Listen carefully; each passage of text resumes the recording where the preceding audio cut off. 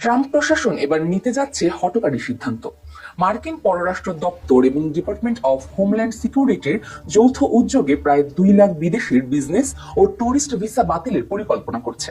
আর মার্কিন যুক্তরাষ্ট্রের ইতিহাসে একযোগে এটি হতে যাচ্ছে সবচেয়ে বড় ভিসা বাতিলের ঘটনা। কাদের ভিসা বাতিল করা হচ্ছে?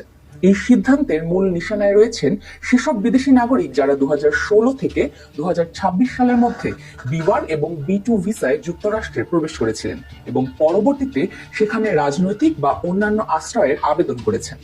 বর্তমান ট্রাম্প প্রশাসনের মতে অনেক বিদেশি পর্যটক বা স্বল্পমেয়াদী দর্শনার্থী হিসেবে অভিবাসন আইনের ফাঁকফোকর তৈরি করতে ভুয়া আশ্রয়ের আবেদন করে স্থায়ীভাবে থেকে যান। স্টেট ডিপার্টমেন্টের মতে এই পদক্ষেপের উদ্দেশ্য হলো স্বল্পমেয়াদী ভিসার অপব্যবহার বন্ধ করা। এর ফলে তাৎক্ষণিক প্রভাব কি হবে? মার্কিন কর্মকর্তারা জানিয়েছেন, ভিসা বাতিল মানেই কিন্তু এদের সবাই সাথে সাথে দেশ থেকে বিতাড়িত বা ডিপোর্ট হবেন না।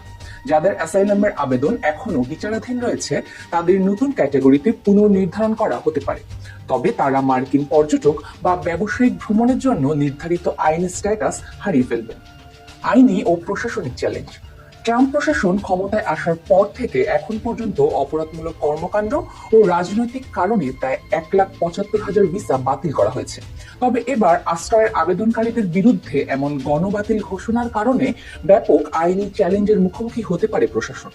মানবাধিকার ও আইনি সংস্থাগুলো ইতিমধ্যেই এই পদক্ষেপ প্রক্রিয়ার বিরুদ্ধে আদালতে যাওয়ার প্রস্তুতি নিচ্ছে। প্রশাসনের পক্ষ থেকে আগামী কয়েক সপ্তাহের মধ্যে এটি আনুষ্ঠানিকভাবে বাস্তবায়নের রূপরেখা ঘোষণা করার কথা রয়েছে।